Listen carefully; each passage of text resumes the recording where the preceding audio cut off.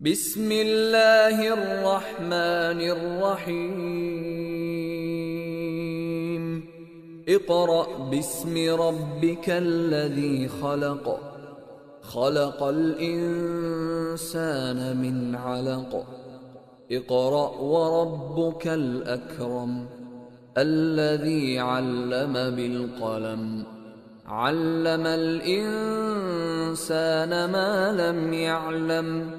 كلا إن الإنسان ليطغى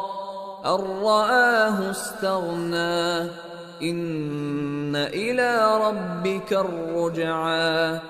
أرأيت الذي ينهى عبدا إذا صلى أرأيت إن كان على الهدى أو أمر بالتقوى أرأيت إن كذب وتولى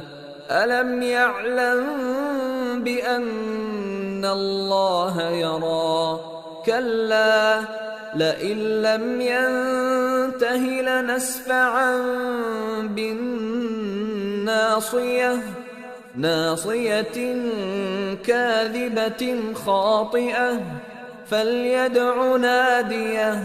سندع الزبانية كلا لا تطعه واسجد واقترب